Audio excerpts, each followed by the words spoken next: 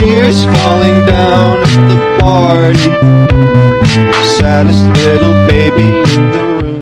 Assalamualaikum warahmatullahi wabarakatuh. Saya Ikram Syahrul Ramadan, nomor stambuk 040 2019 0597. Yang terhormat Bapak Dr. Hardianto Janggi SMH selaku penempuh mata kuliah tindak pidana tertentu Fakultas Hukum Universitas Muslim Indonesia. Adapun maksud dan tujuan saya untuk membuat video ini ialah untuk menindaklanjuti tugas yang telah diberikan kepada kami. Baik, beralih ke soal dan jawaban yang akan saya paparkan ialah yang pertama, apa perbedaan tindak pidana pencurian dan tindak pidana penggelapan?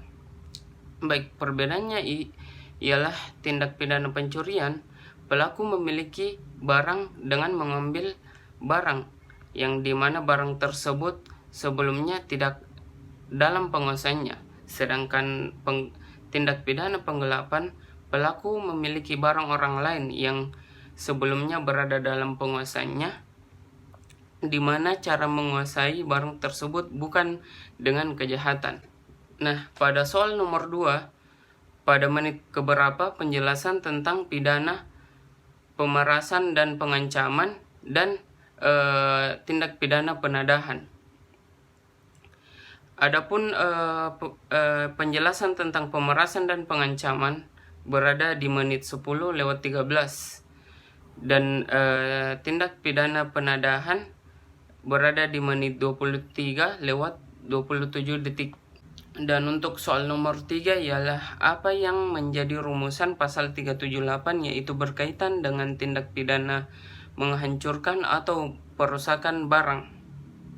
Baik, pasal 378 ayat pertama, barang siapa dengan sengaja dan melawan hukum menghancurkan, merusakkan dan membikin tidak dapat dipakai atau menghilangkan barang sesuatu yang seluruhnya atau sebagian milik orang lain dan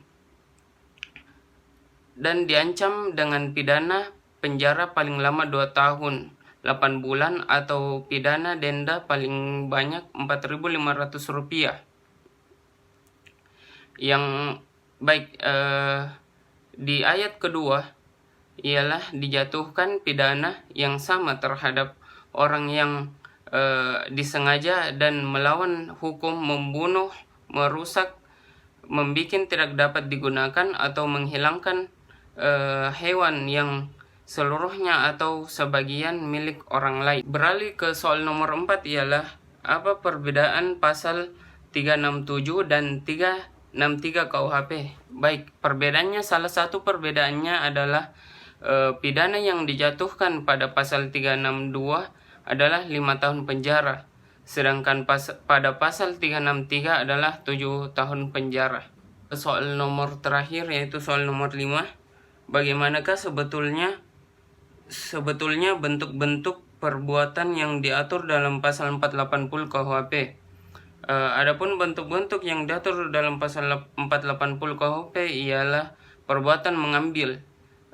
Yang diambil harus sesuatu barang itu harus seluruhnya atau sebagian kepunyaan orang lain, dan pengambilan itu harus dilakukan dengan maksud untuk memiliki barang itu dengan melawan hukum atau melawan hak. Baik, sekian dari saya, kurang dan lebihnya mohon dimaafkan. Wabillahi taufiq wal hidayah. Assalamualaikum warahmatullahi wabarakatuh.